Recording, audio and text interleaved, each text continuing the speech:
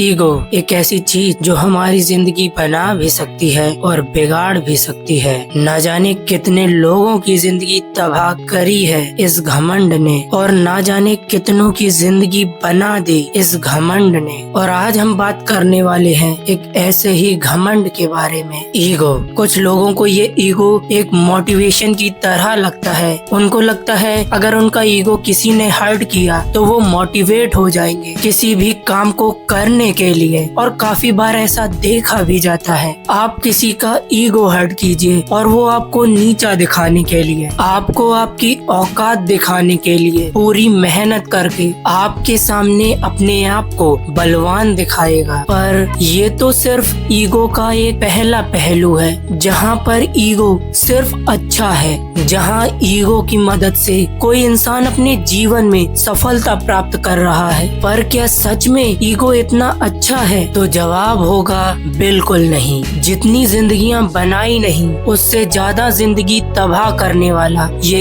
Ego जो हर एक इंसान में होता है। कई लोग इसको नियंत्रण में रखते हैं और कईयों के नियंत्रण से बाहर, और फिर यही डिसाइड करता है कि तुम अपने जीवन में कहां तक जाओगे, तुम किस मोड़ तक पहुंचोगे। जब भी कोई मनुष्य हमारी इनसिक्योरिटीज को टच करता है, ऐसी बातें करता है जिन चीजों से हम नफरत करते हैं, अपने आप को एक्सेप्ट नहीं कर पाते, और जब कोई मनुष्य हमें इन चीजों को लेकर टारगेट करता है तब हमारा दिल दुखता है, हमारा ईगो टारगेट होता है, हमारा ईगो हर्ट होता है, और शायद तभी से हमारी बर्बादी शुरू हो जाती है। अपने ईगो को बचाने के लिए हम बहुत से प्रयास करते हैं। अलग अलग प्रयास करने के बावजूद हम असफल हो जाते हैं, क्योंकि आखिर में ये ईगो हमारी कमजोरी छुपाने में असफल रहता है, बल्कि हमारी कमजोरियां दूसरों को दिखा देता है कि देखो मैं इसको लेकर कितना इनसिक्योर हूँ, और आओ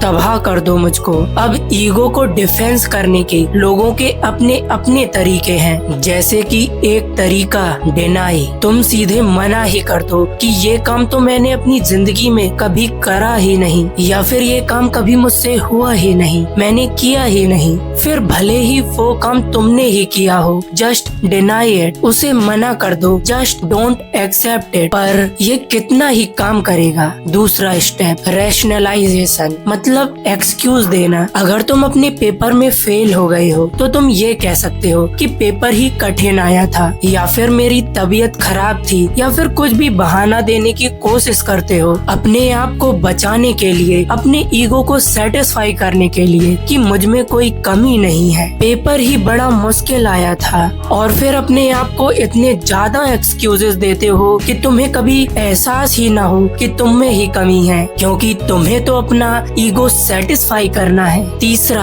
प्रोजेक्शन, यानी कि आप अपने आप को फेक कर रहे हैं, आप झूठी कहानियां बना रहे हैं अपने ईगो को सेटिस्फाई करने के लिए। अपने मन में मनगढ़ंत कहानियां बना रहे हैं, दूसरों को भी झूठी कहानियां सुना रहे हैं, जिससे आपका ईगो हर्ट ना हो, आपका ईगो सलामत रहे। पर आखिर में यह ईगो बचाने से कुछ फायदा नहीं होता। लोगों को आपकी इनसिक्योरिटीज पता चल जाती हैं, और फिर वो सब आपकी इनसिक्योरिटीज का फायदा उठाते हैं और उन पर ही वार करते हैं। तो तुम अपनी इनसिक्योरिटीज को बचाने से अच्छा दूसरों की इनसिक्योरिटीज पर अटैक करना शुरू कर दो। तुम लोगों का ईगो हर्ट करने की कोशिश करो और ये पता करने की कोशिश करो कि लोगों का ईगो किस चीज से हर्ट होता है, और फिर अगर आपको यह पता चल जाता है तो कहीं न कहीं आपने उस व्यक्ति को अपने नियंत्रण में ले लिया है, और ये चीज मैनिपुलेशन के लिए काफी अच्छी चीज है।